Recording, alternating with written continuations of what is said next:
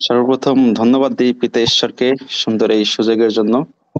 আমি বিশ্বাস করি প্রভুর ইচ্ছায় আপনারা সবাই ভালো আছেন। আমিও প্রভুর ইচ্ছায় ভালো আছি। আজ আমি প্রভুর ইচ্ছায় শাস্ত্র থেকে যে বিষয়টা আলোচনা করব সেটা হচ্ছে প্রার্থনা। আমরা অনেকেই বিভিন্নভাবে প্রার্থনা করে থাকি। কিন্তু আমাদের রাজ্যের নাগরিক হিসাবে আমাদের প্রার্থনা কেমন হওয়া প্রয়োজন তা শাস্ত্র অনুযায়ী আমরা বোঝার চেষ্টা করব আজ। প্রথমে আমরা জানার চেষ্টা করব আমরা যে প্রার্থনা করে থাকি এই প্রার্থনাটার অর্থ কি। আমরা বিভিন্ন সময় প্রার্থনা করে থাকি, আমরা অনেকেই জানি এবং অনেকে জানি না যে প্রার্থনার অর্থটা কি। এই প্রার্থনার অর্থ হলো নিবেদন করা বা পিটিশন করা। আমরা যখন ঈশ্বরের কাছে কোনো যাচনা করি বা প্রার্থনা করি তখন আমরা প্রার্থনার শেষে আমরা সেই নিবেদনটা পেশ করে থাকি এবং সেই নিবেদনটা কার নামে পেশ করে থাকি? অবশ্যই এটার উত্তর হবে যীশু খ্রিস্টের নামে। আমাদের সেই প্রার্থনা নিবেদনটা আমরা যীশু খ্রিস্টের নামে প্রেরণ করে পেশ করে থাকি। এজন্য আমরা প্রার্থনার শেষে বলে থাকি যিশুর নামে চাই, আমেন। তাহলে আমরা যদি জাগতিকভাবে এটা একটু বোঝার চেষ্টা করি তাহলে বুঝতে পারি যে একটি আদালতের কাছে কোনো বিষয়ে যদি নিবেদন বা পিটিশন করা হয় তখন কার মাধ্যমে সেটা করে থাকি আমরা? যদি আদালতে কোনো বিষয় নিয়ে বা কোনো কেস নিয়ে যদি কোনো কিছু নিবেদন পেশ করা হয় তাহলে আমরা কার মাধ্যমে সেটা করে থাকি? অবশ্যই উকিলের মাধ্যমে আমরা সেটা করে থাকি। ঠিক তেমনি আমরাও যখন ঈশ্বরের কাছে প্রার্থনা করি তখন আমাদের উকিল হিসাবে কে কাজ করে থাকেন? উত্তর অবশ্যই যীশু খ্রিস্ট। যীশু খ্রিস্টই হচ্ছে আমাদের সেই উকিল। আমরা তার মধ্য দিয়ে আমাদের প্রার্থনার যে চাওয়া যাচনা এবং আমরা যে নিবেদন করে থাকি সেটাই হচ্ছে যীশু খ্রিস্টের মধ্য দিয়ে। এখন যীশু খ্রিস্ট যদি উকিল হয়ে থাকেন তাহলে প্রশ্ন দাঁড়ায় আইনজীবী কে? এই আইনজীবী হলেন পবিত্র আত্মা।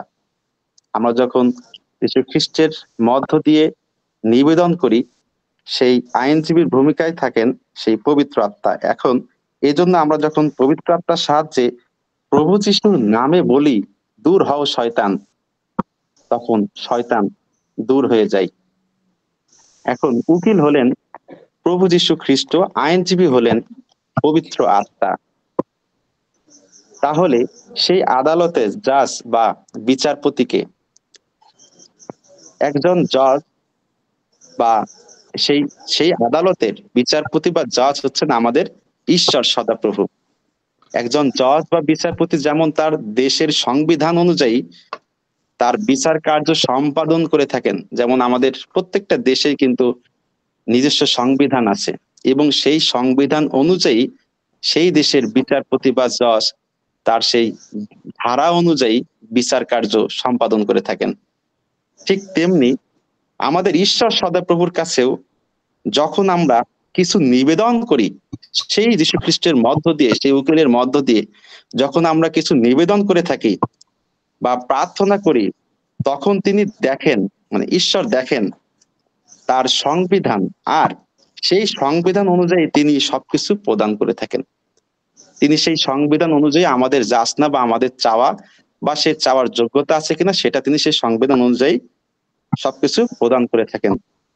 তাহলে এখন প্রশ্ন দাঁড়ায় সেই সংবিধানটা কি? একটি দেশের যেমন সংবিধান তেমনি ঈশ্বরও সেই সংবিধান অনুযায়ী আমাদের সবকিছু প্রদান করে থাকেন।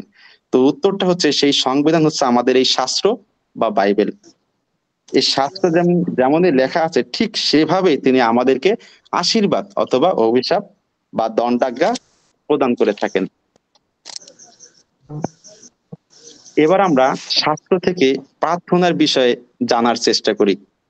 আমরা যদি মথি তার 6 অধ্যায় 5 পদ থেকে দেখি সেখানে আছে, আর তোমরা যখন প্রার্থনা করো তখন কপটীদের ন্যায় হইও না, কারণ তাহারা সমাজগৃহে ও পথের কোণে দাঁড়াইয়া লোক দেখানো প্রার্থনা করিতে ভালোবাসে।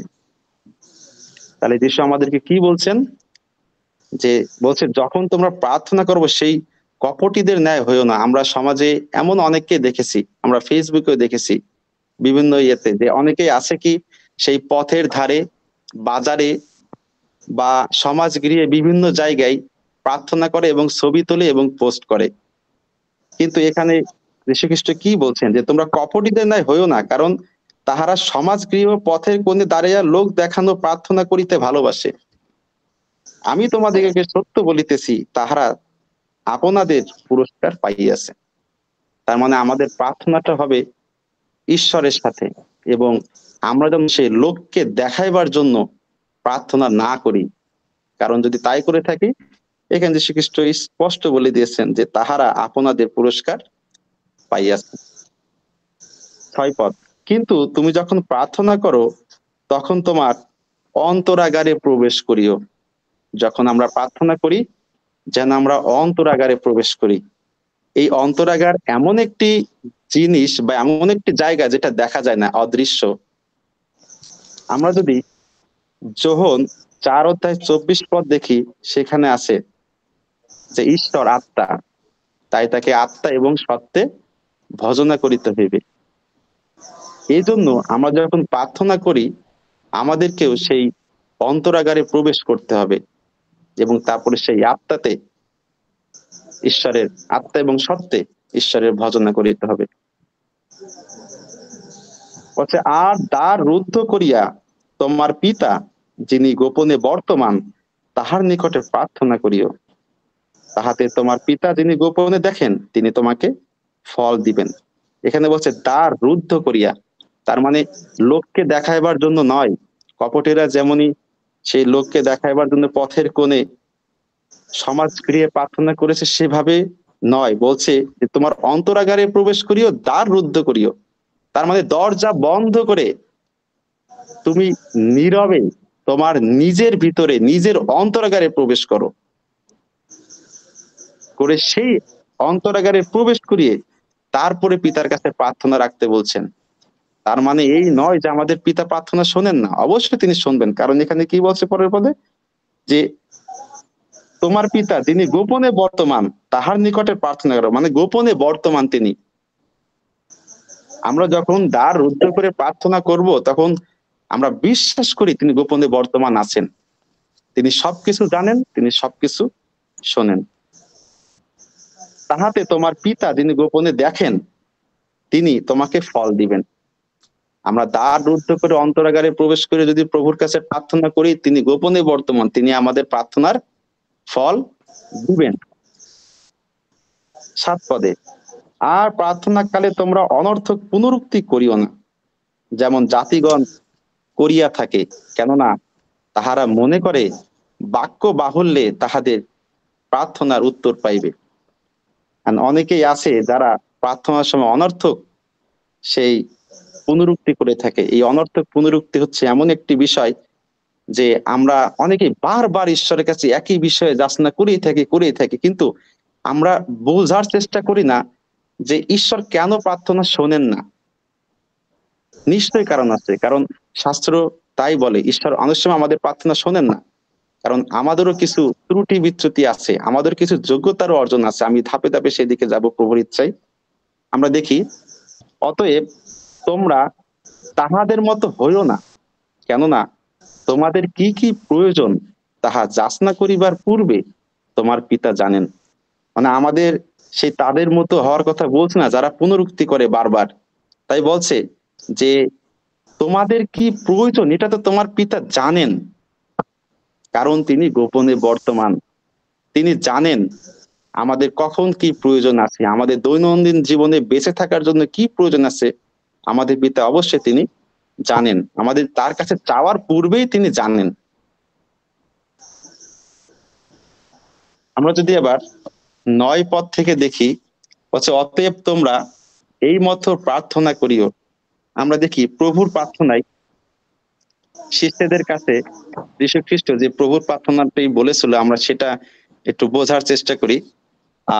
৯ পদ থেকে, হে আমাদের স্বর্গস্থ পিত।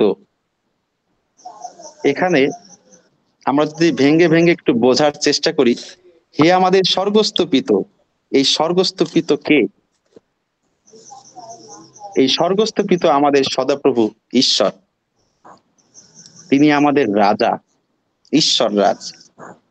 এই রাজার বিষয়ে আমরা জাগতিকভাবে একটু জানার চেষ্টা করি প্রভুর ইচ্ছায়। জাগতিকভাবে রাজার কিছু নীতি বা বৈশিষ্ট্য আছে, আর তা হলো রাজার একটি রাজ্য বা ভূখণ্ড থাকবে, রাজার সংবিধান থাকবে এবং ওই রাজ্যে প্রজা থাকবে। রাজা হলো একটি রাজ্যের কেন্দ্রীয় উপাদান। একটি রাজ্যের কেন্দ্রীয় উপাদান হচ্ছেন সেই রাজ্যের রাজা। রাজা হলো তার রাজ্যের কর্তৃত্বের চূড়ান্ত উৎস। তার রাজ্যের কর্তৃত্বের চূড়ান্ত উৎসে থাকবেন সেই রাজা। রাজা নিজেই তার রাজ্যের মালিক। সেই রাজা, তার যে রাজ্যের মালিক, কিন্তু সেই রাজা নিজেই। উনি যে আদেশ দেন সেটাই বাস্তবায়িত হয়ে থাকে। ওই রাজ্যের রাজা মুখ থেকে যে আদেশ দিবেন সেটাই ওই রাজ্যে বাস্তবায়িত হয়ে থাকে। রাজার কতগুলি ক্ষমতা, যোগ্যতা ও অধিকার রয়েছে। একটি রাজাকে কখনো ভোটের মাধ্যমে রাজা হতে হয় না। গণতন্ত্র প্রধানমন্ত্রীর জন্য, রাজতন্ত্রের জন্য নয়। আমরা একটি দেশের প্রধানমন্ত্রী হতে হলে আমরা জানি সেই দেশের জনগণের মাধ্যমে, সেই ভোটের মধ্য দিয়ে তাকে ওই দেশের প্রধানমন্ত্রী হতে হয়। কিন্তু একজন রাজা, তার রাজত্ব বা সে রাজা হয় তার জন্মের মধ্য হতে, কোন দেশের নাগরিকের ভোটের মধ্য দিয়ে নয়।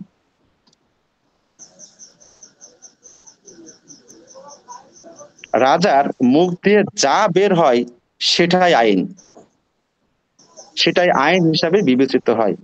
রাজা মুখ দিয়ে প্রজাদেরকে যা বলবে বা রাজা মুখ দিয়ে যে আদেশ দিবে বা যেটা বলবে সেটাই তখন ওই দেশের আইনে পরিণত হয়। একজন রাজা তার রাজ্যের সবকিছুর মালিক হয়ে থাকে। একজন প্রধানমন্ত্রী কিন্তু ইচ্ছা করলে সেই দেশের সবকিছুর মালিক হতে পারে না, কিন্তু একজন রাজা সেই দেশের মালিক হয়ে থাকে। রাজা যদি কোনো আদেশ দেয় সেটা কখনোই বরখেলাপ হয় না। যে আদেশ রাজা একবার দিবে সেটা কখনোই বরখেলাপ হয় না। ঠিক তেমনি ভাবে আমরা যদি একটু মেলানোর চেষ্টা করি, আদি পুস্তক 1 অধ্যায় 26 পদে ঈশ্বর রাজা, তিনি কিন্তু এই পৃথিবীতে মনুষ্য দিগকেই কর্তৃত্ব দিয়েছেন। সুতরাং আমি যে জাগতিক বিষয়টুকু বোঝানোর চেষ্টা করছি প্রভুর ইচ্ছায়, সেটা হচ্ছে যে ঈশ্বর রাজা, তিনি সবকিছুর মালিক। আমরা এই পৃথিবীতে বলে থাকি এই সম্পত্তির মালিক আমরা, এই ঘরের মালিক আমরা। আসলে কিন্তু আমরা মালিক নই। মালিক হচ্ছেন আমাদের ঈশ্বর রাজা। কিন্তু আমরা কি, আমাদেরকে কি করতে দেওয়া হয়েছে? আমাদেরকে কর্তৃত্ব দিয়েছেন। যেমন আদি পুস্তক 1 অধ্যায় 26 পদে লেখা আছে যে মনুষ্যকে এই পৃথিবীর উপরে কর্তৃত্ব দেওয়া হয়েছিল, আর তাই ঈশ্বর যেহেতু আত্মা, তার এই পৃথিবীতে সরাসরি আসার জন্য রক্ত মাংসের দেহেরও প্রয়োজন হয়েছিল। কারণ আমি যে একটু আগে বললাম যে রাজা মুখ দিয়ে যেটা একবার বার করেন সেটা বরখেলাপ করেন না। সুতরাং আদিতে ঈশ্বর মনুষ্যকে এই পৃথিবীতে কর্তৃত্ব করিবার ক্ষমতা দিয়েছেন, যার কারণে ঈশ্বরকে আবার এই পৃথিবীতে আসতে হলে কিসের প্রয়োজন আছে? রক্ত মাংসের দেহের প্রয়োজন আছে। আর সে দেহটাকে যিশু।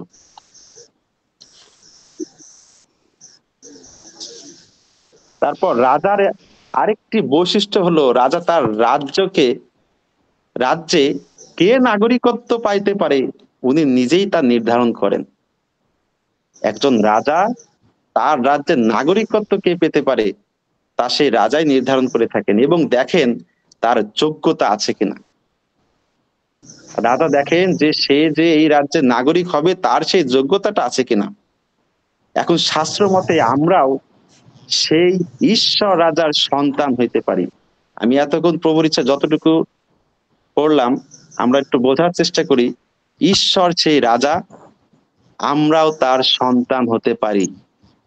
তার মানে আমরাও সেই উত্তরাধিকার সূত্রে সেই রাজা হতে পারি।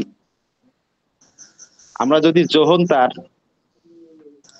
1 অধ্যায় 12 পদে দেখি, সেখানে লেখা আছে, কিন্তু যত লোক যিশুকে গ্রহণ ও তাহার নামে বিশ্বাস করে তাহাদিগকে তিনি ঈশ্বরের সন্তান হইবার ক্ষমতা দিলেন। তাহলে আমরা সেই ঈশ্বর রাজার সন্তান হইবার ক্ষমতা পাচ্ছি। এত সুন্দর সুযোগ আমাদের জীবনে আছে। তাই আমরা যদি সেই রাজ্যের নাগরিকত্ব পেতে চাই, যখন আমরা ঈশ্বরের কাছে সেই নাগরিকত্বের জন্য আমরা নিবেদন করি বা আমরা যাচনা করি, তখনই কিন্তু ঈশ্বর দেখেন আমাদের সেই যোগ্যতাটা আছে কিনা। আর সেই যোগ্যতাটা কি? আমরা কি যিশুকে গ্রহণ করেছি, তার নামে বিশ্বাস করেছি? যদি করে থাকি তাহলে আমরা তার সন্তান হইবার অধিকার পেতে পারি। এখন আমরা আবার ফিরে যাই সেই মথি 6 অধ্যায় 9 পদে। হে আমাদের স্বর্গস্থ পিত, তোমার নাম পবিত্র বলিয়া মান্য হোক। আমরা জাগতিকভাবে একজন রাজাকে যেমনি প্রথমে সম্বোধন করে থাকি, তা হলো মহারাজের জয় হোক, মহারাজ দীর্ঘজীবী হন, জয় মহারাজের জয়।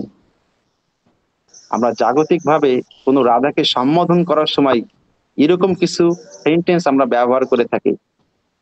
ঠিক তেমনি ভাবে আমরা যখন ঈশ্বরের কাছে প্রার্থনা করি, তখন আমরা বলে থাকি, হে আমাদের স্বর্গস্থ পিত, তোমার নাম পবিত্র বলিয়া মান্য হোক।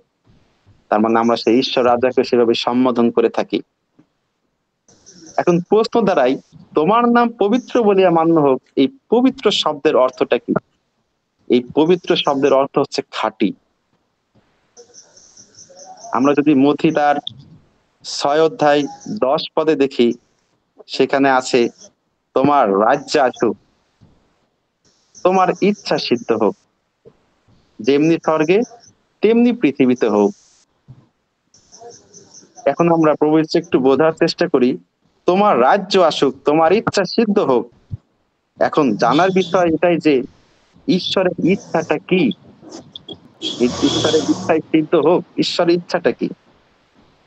ঈশ্বরের ইচ্ছা হলো আদম এবং হবা তাদের অবাধ্যতার কারণে যে সাদৃশ্য প্রতিমূর্তি হারাইয়ে ফেলেছিল, তা পুনরায় এই পৃথিবীতে প্রতিষ্ঠা হোক।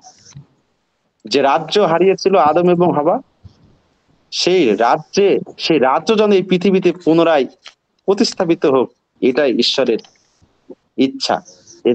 এরপর 11 পদে আছে, আমাদের প্রয়োজনীয় খাদ্য আজ আমাদিগকে দাও। এখানে প্রয়োজনীয় খাদ্য বলতে শুধুমাত্র খাদ্য নয়, এখানে দৈনন্দিন সকল কিছু বলা হয়েছে, যেটা আমাদের বেঁচে থাকার জন্য যা কিছু প্রয়োজন, সেই সকল দ্রব্যর কথা বলা হয়েছে। কিন্তু এই সকল দ্রব্য আমাদের ঈশ্বর আমাদেরকে দিবেন, কিন্তু তার জন্য আমাদেরও কিছু যোগ্যতা প্রয়োজন আছে এই সকল দ্রব্য পাওয়ার জন্য। আর তা হলো, আমরা যদি মথি 6 অধ্যায় 33 পদ পাঠ করি, তাহলে আমরা বুঝতে পারি যে ঈশ্বর জানেন যে আমাদের সেই সকল দ্রব্য প্রয়োজন আছে, কিন্তু অনেকে আমরা পাই না। কেন পাই না? বলছে, কিন্তু তোমরা প্রথমেই তাহার রাজ্য এবং ধার্মিকতার বিষয়ে চেষ্টা করো, তাহা হইলে ওই সকল দ্রব্য তোমাদেরকে দেওয়া যাইবে। তার মানে প্রথমে আমাদেরকে তার রাজ্য এবং তার ধার্মিকতার বিষয়ে চেষ্টা করতে হবে, তাহলে আমরা কোন সকল দ্রব্য পাইব?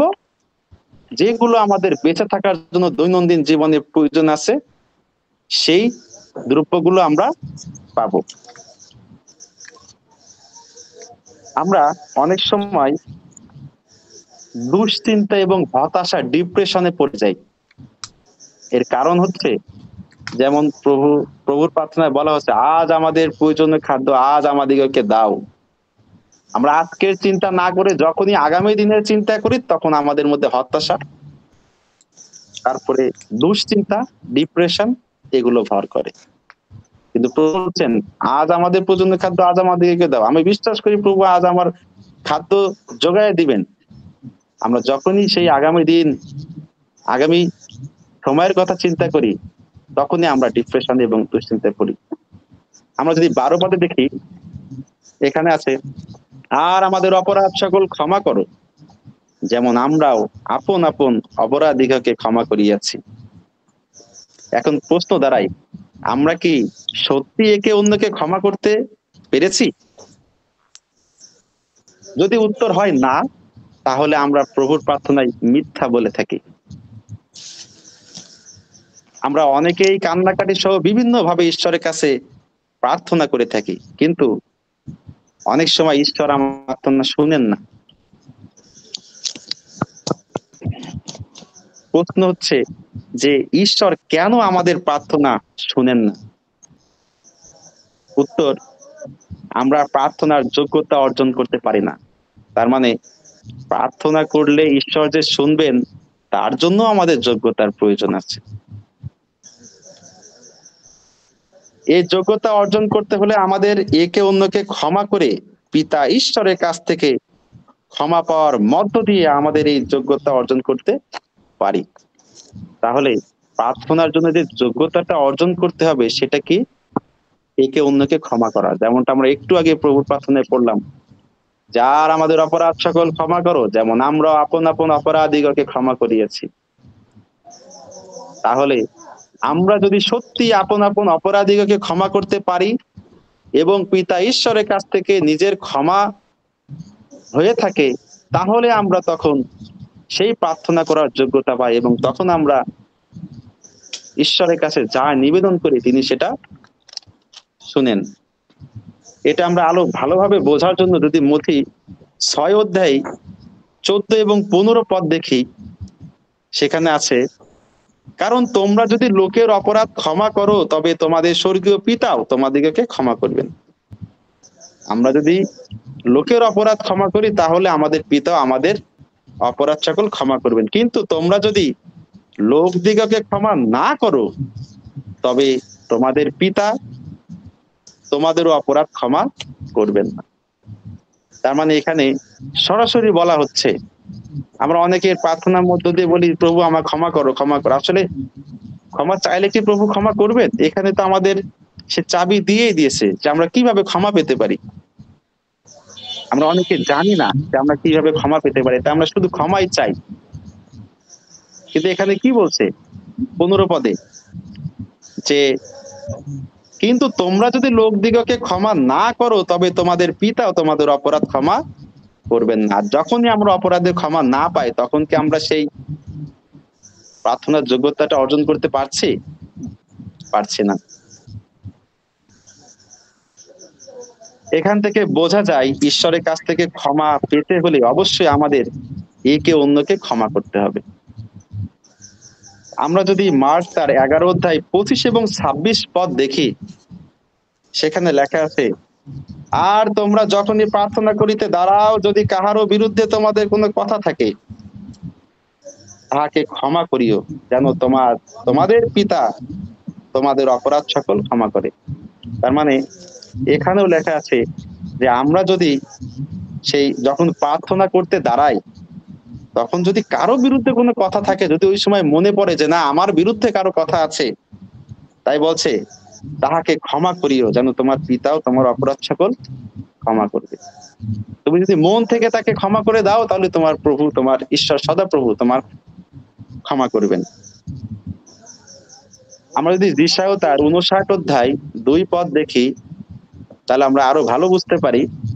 এখানে লেখা আছে, কিন্তু তোমাদের অপরাধ সকল তোমাদের ঈশ্বরের সহিত তোমাদের বিচ্ছেদ জন্মায় আছে, তোমাদের পাপ সকল তোমাদের হইতে তাহার শ্রীমুখ আচ্ছাদন করিয়াছে, এই জন্য তিনি শুনেন না। আমি যে একটু আগেও বললাম যে ঈশ্বর আমাদের প্রার্থনা শুনেন না অনেক সময়। কেন শুনেন না? আমি আবার পড়ি, বলছে তোমাদের অপরাধ সকল তোমাদের ঈশ্বরের সহিত তোমাদের বিচ্ছেদ জন্মিয়াছে। ওই যে অপরাধ, বলছে তোমাদের পাপ সকল তোমাদের হইতে তাহার শ্রীমুখ আচ্ছাদন করিয়াছে, এই জন্য তিনি তোমার প্রার্থনা শুনেন না। তার মানে সেই একে অন্য সেই অপরাধ সকল আমাদের সেই অপরাধের ক্ষমা পেতে হবে ঈশ্বরের কাছ থেকে। তাহলে পিতা শুনবেন আমাদের প্রার্থনা। আর ক্ষমা পাওয়ার সূত্রটা কি? অন্যকে ক্ষমা করা। আমরা যদি মতি তার 5 অধ্যায় 23 পদ দেখি, সেখানে আছে, তুমি যখন যজ্ঞবেদীর নিকটে আপন নৈবেদ্য উৎসর্গ করিতেছ, তখন সেই স্থানে যদি মনে পড়ে যে তোমার বিরুদ্ধে তোমার ভ্রাতার কোনো কথা আছে, তবে সেই স্থানে নৈবেদ্য রাখো ও ভ্রাতার সহিত সম্মিলিত হয়ে নৈবেদ্য উৎসর্গ করো। তার মানে যখন তুমি ঈশ্বরের উদ্দেশ্যে কোনো নৈবেদ্য রাখবা, তখন যদি তোমার মনে পড়ে যে না, তোমার বিরুদ্ধে তোমার ভ্রাতার কোনো কথা আছে, তাহলে বলছে নৈবেদ্য ওই স্থানে রাখো। আগে যাও, চলে যাও তোমার সেই ভ্রাতার কাছে এবং সেখানে সম্মিলিত হও, তারপরে এসে সেই নৈবেদ্য উৎসর্গ করো।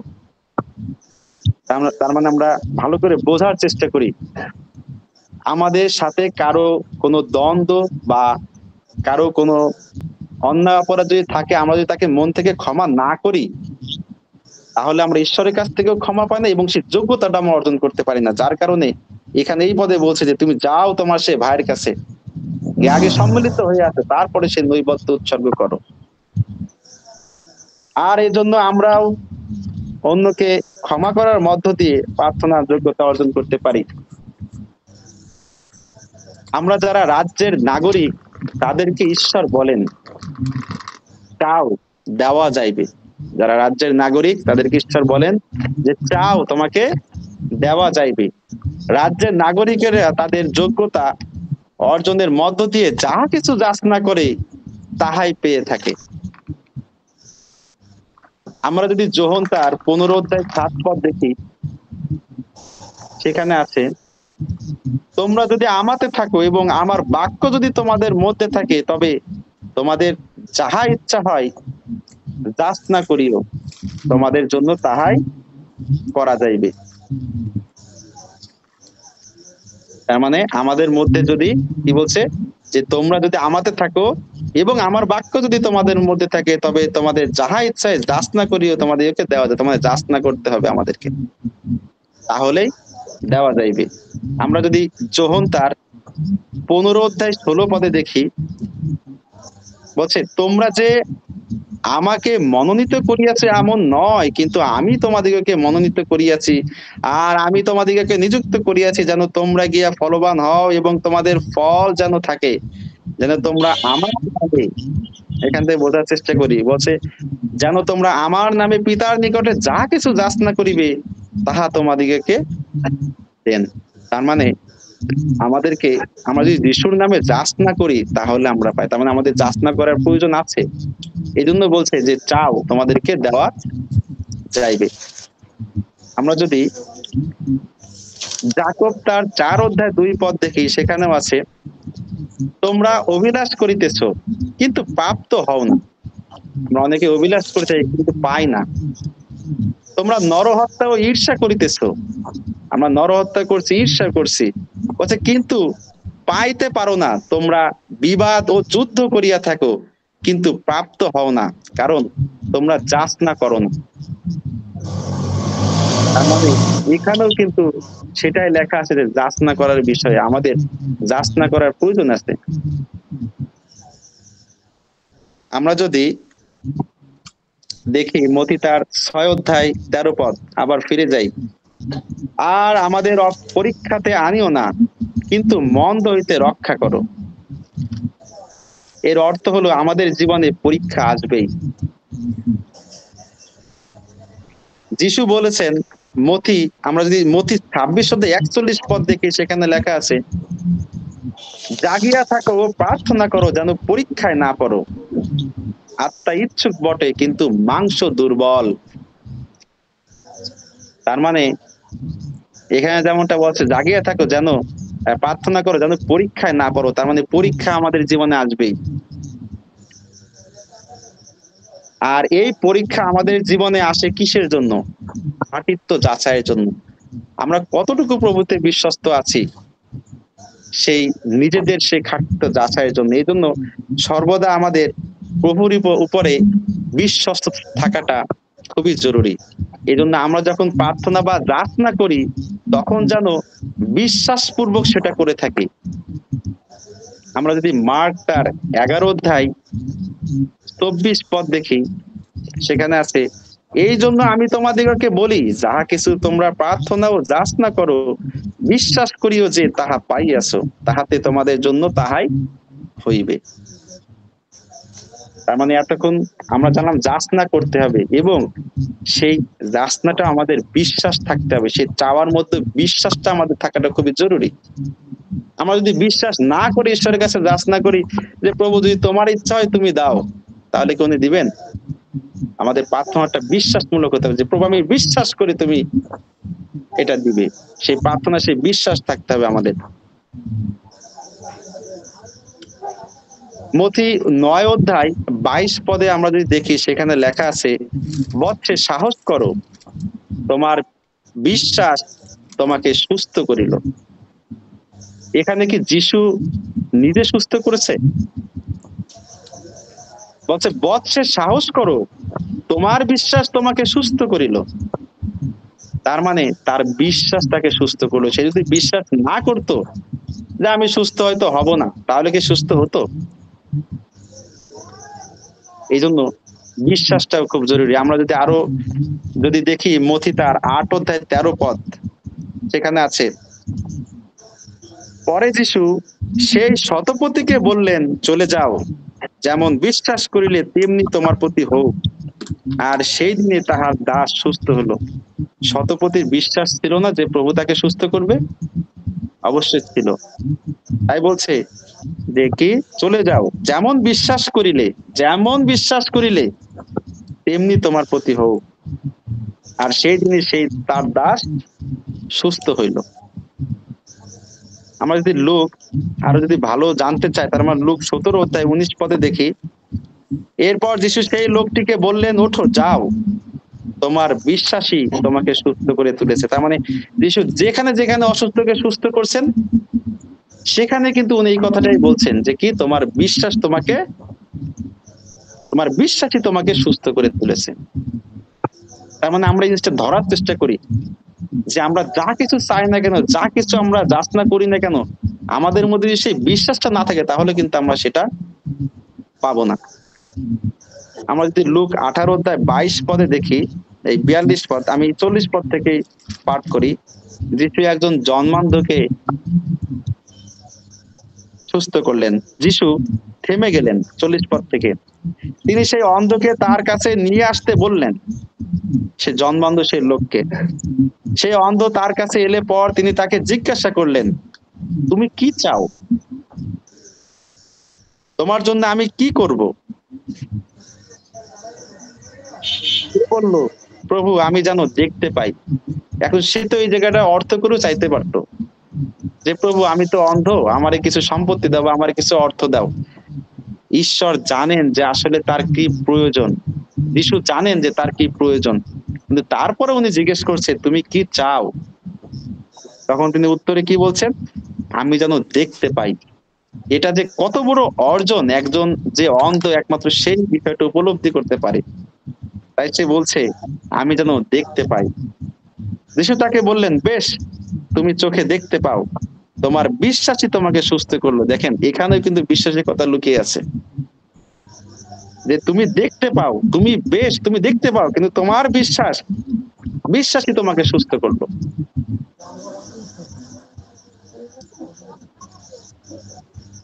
যাকব তার 1 অধ্যায় 6 পদে আছে, কিন্তু সে বিশ্বাসপূর্বক যাচনা করুক। আমার যখন আমরা যাচনা করব, আমাদেরকে বিশ্বাসপূর্বক যাচনা করতে হবে, কিছু সন্দেহ না করুক। আমরা অনেকে মনে মনে প্রার্থনা করি, প্রভু জানি না আমার প্রভু আমার প্রার্থনাটা শুনবেন কিনা, তবুও বলে দেখি। এরকম হওয়া যাবে না। বলছে কিন্তু সে বিশ্বাসপূর্বক যাচনা করুক, কিছু সন্দেহ না করুক। কেননা যে সন্দেহ করে সে বায়ুতাড়িত বিলরিত সমুদ্র তরঙ্গের তুল্য।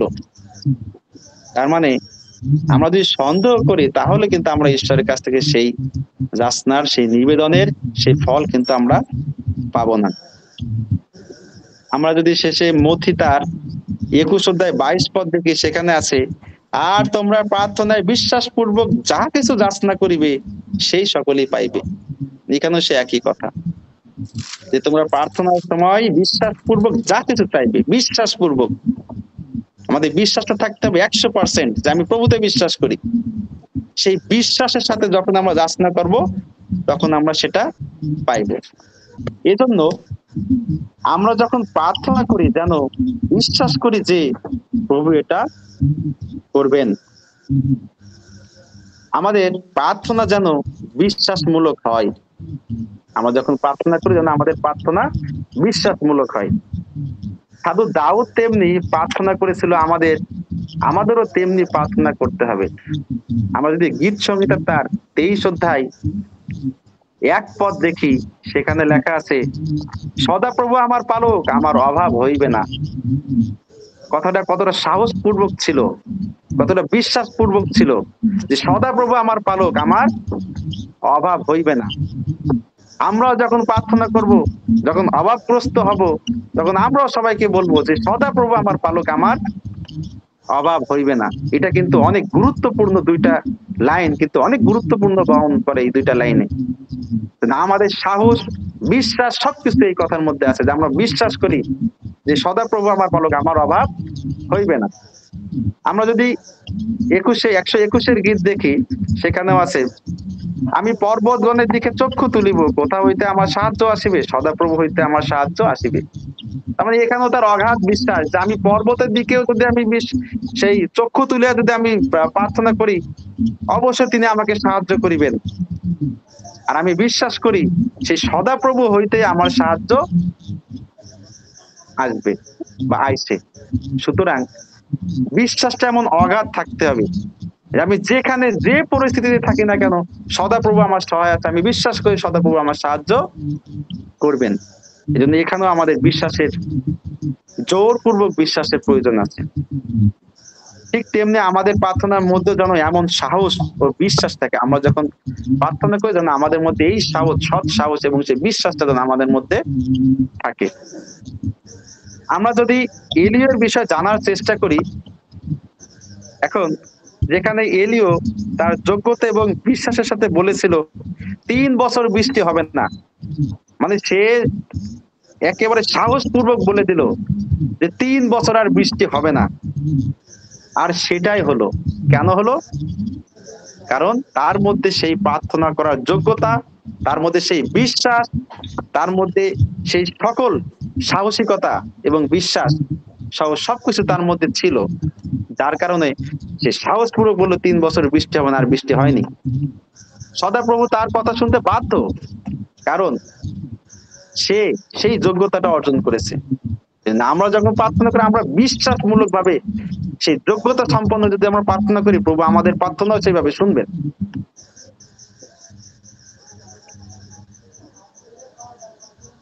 আমরা প্রার্থনার বিষয় যদি আদি থেকে দেখি, যে এই পৃথিবীতে প্রার্থনা করার বৈধতা কাদের রয়েছে, আমরা যদি এই বিষয়টা আলোচনা করি, এই পৃথিবীতে প্রার্থনা করার বৈধতা একমাত্র ঈশ্বর কাদেরকে দিয়েছেন?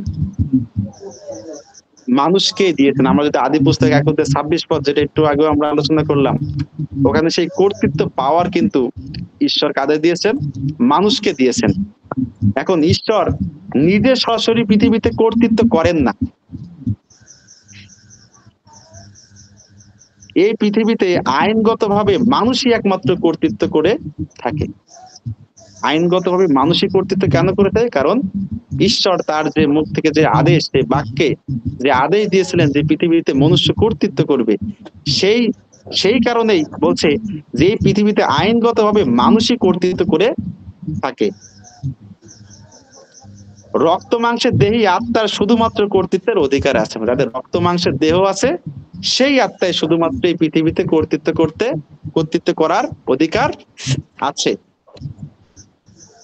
শাস্ত্র মতে যে আত্মা দেহ আছে, সে কর্তৃত্ব করতে পারে। তাই ঈশ্বর পৃথিবীতে আসতে রক্ত মাংসের দেহে পৃথিবীতে এসেছেন। এখন আমরা বুঝতে পারি যে ঈশ্বর কেন রক্ত মাংসের দেহে পৃথিবীতে এসেছিলেন। কারণ তিনি এই কর্তৃত্ব পাওয়ার, এই পৃথিবীতে আইনগতভাবে বৈধতাটা, সেটা কিন্তু রক্ত মাংসের দেহের আত্মাদেরই কিন্তু দিয়েছিলেন। এই জন্য ঈশ্বর যেহেতু আত্মা, তিনি যখন এই পৃথিবীতে এসেছেন তখন কিন্তু তারও সেই রক্ত মাংসের দেহের প্রয়োজন হয়েছে। কেবলমাত্র মানুষদের দ্বারাই পৃথিবীতে অলৌকিক কার্য বৈধ। এখন শয়তানও কিন্তু আমাদের মধ্যে ঢোকে এই রক্ত মাংসের শরীরে, আর তখনই কিন্তু আমরা যত সকল অপরাধ, সেই অন্যায় অপরাধ করে থাকি। ঠিক তেমনি বলছে কেবলমাত্র মানুষের দ্বারাই পৃথিবীতে অলৌকিক কার্য বৈধ।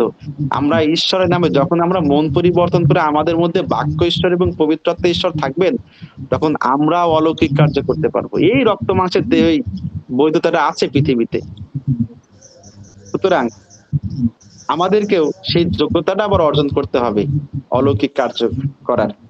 আমরা যদি দেখি যে ঈশ্বর মসিকে তার পাদুকা খুলে আসতে বললেন এবং মসিকে বলল, তুমি যাও ইসরায়েলদের মিশর দেশ থেকে বের করে নিয়ে আসো।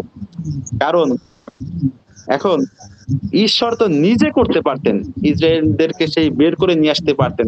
কেন ঈশ্বর মসিকে বললেন? কারণ কি? কারণ কর্তৃত্ব পাওয়ার মানুষকেই দিয়েছিলেন ঈশ্বর, এই রক্ত মাংসের দেহকে দিয়েছিলেন। এখন আমরা এটা বলতে পারি যে পৃথিবী কেন ধ্বংস হচ্ছে না এখনো, কারণ কি আমরা জানি? কারণ পৃথিবীতে সব সময় অবিরত ভাবে ঈশ্বরের কাছে প্রার্থনা করা হয়, তার গৌরব প্রশংসা করা হয়। আমাদের এখানে এখন রাত, আমেরিকা কানাডায় এখন কিন্তু সকাল। তারাও কিন্তু সেই ঘুম থেকে উঠে প্রভুর গৌরব প্রশংসা তার কাছে প্রার্থনা করে। আমরাও কিন্তু ঘুমানোর আগে করব এবং সকালে উঠে আমরা করবো। তার মানে 24টা ঘন্টায় কিন্তু ঈশ্বরের কাছে আমরা প্রার্থনায় যুক্ত আছি। আর এই কারণেই পৃথিবী কিন্তু এখনো ধ্বংস হচ্ছে না বা হয়নি। আমরা কিন্তু এই কখন পৃথিবীর শেষ উপস্থিত হবে, বাক্যে কিন্তু লেখা আছে যে সমুদয় জগতে যখন সুসমাচার প্রচারিত হবে তখনই শেষ উপস্থিত হইবে। আমরা এটাও পাই। আমি এখন যাই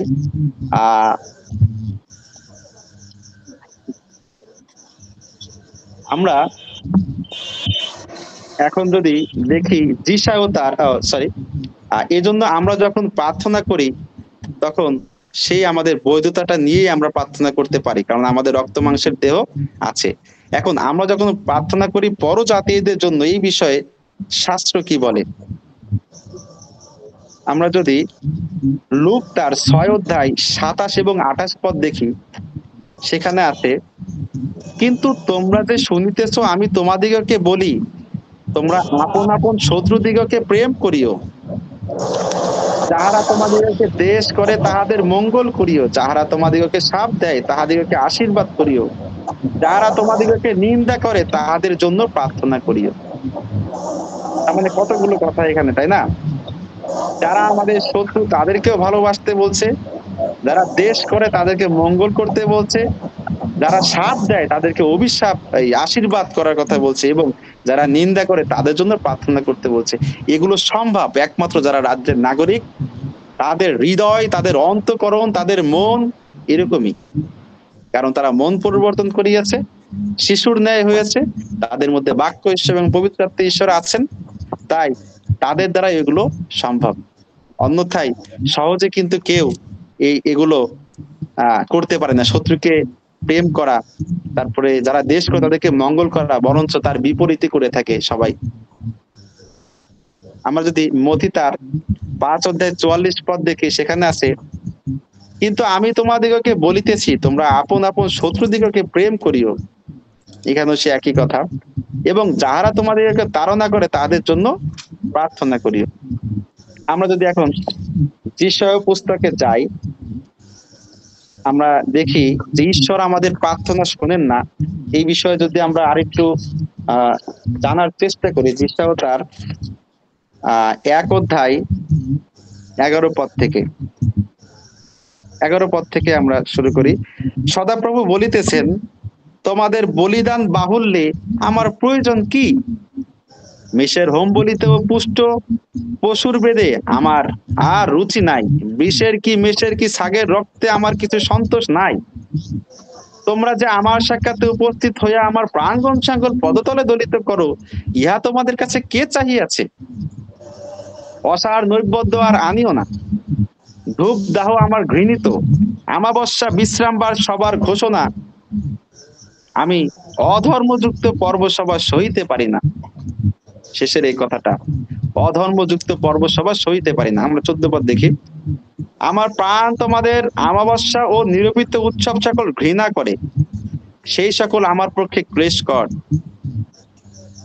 আমি সেই সকল বহন করিতে করিতে পরিশ্রান্ত হইয়াছি। তোমরা অঞ্জলি প্রসারণ করিলে আমি তোমাদের হইতে আমার চক্ষু আস্বাদন করিব।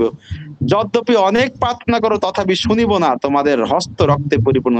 আমার যে মূল বিষয়টা ছিল যে যদ্যপি অনেক প্রার্থনা করো তথাপি শুনিব না, ঈশ্বর আমাদের প্রার্থনা শুনবেন না।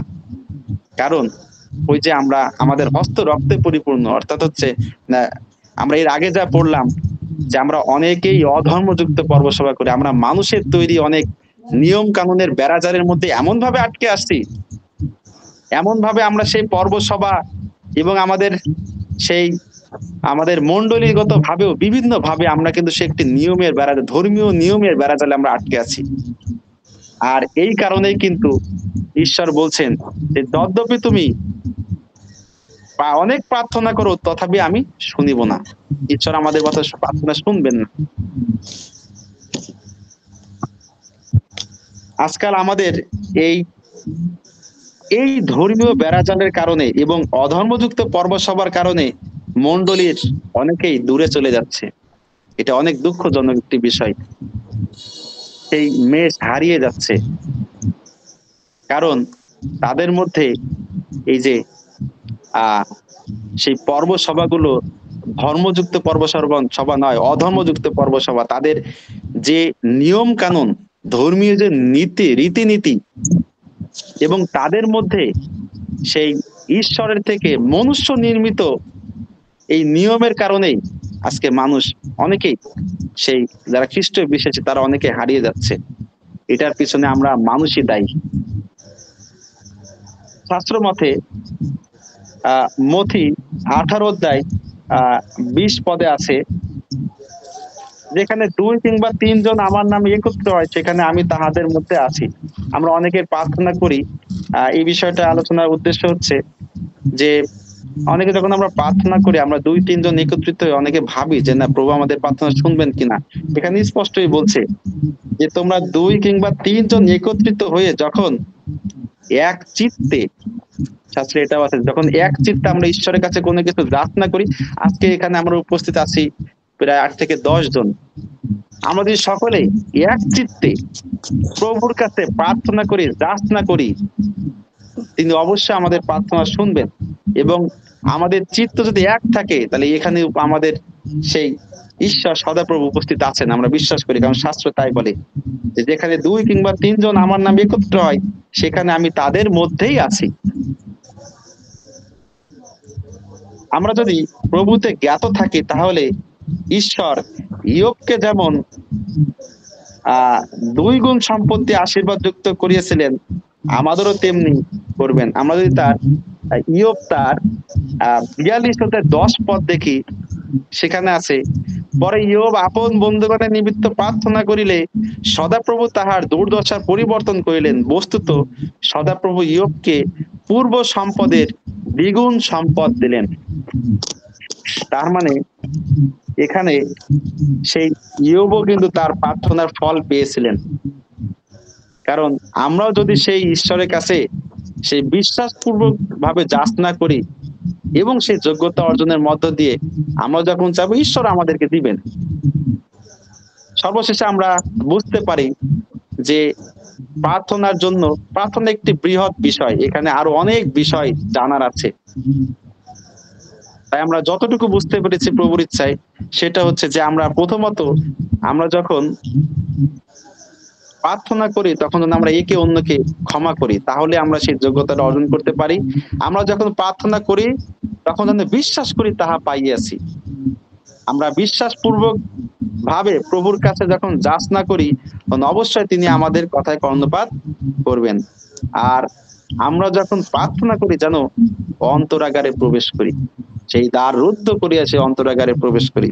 কেননা ঈশ্বর আত্মা, তাই তাকে আত্মা এবং সত্যে ভজনা করিতে হইবে। আমরা যারা রাজ্যের নাগরিক হয়েছি, মন পরিবর্তনের মধ্য দিয়ে আমাদের মধ্যে যখন বাক্য ঈশ্বর এবং পবিত্র আত্মা ঈশ্বর থাকেন, তখন আমরা যদি যাহা কিছু যাচনা করি, প্রভু আমাদের কথা শুনেন।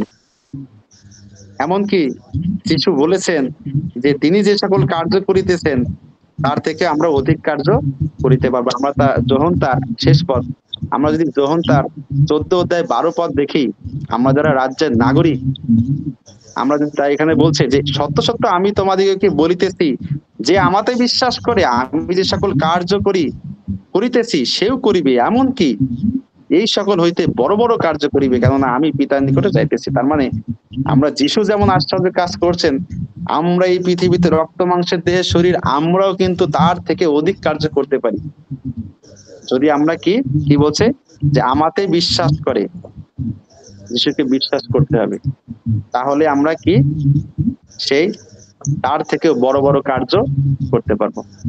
ঈশ্বর তার নিজ বাক্যে আশীর্বাদ করুক। ধন্যবাদ।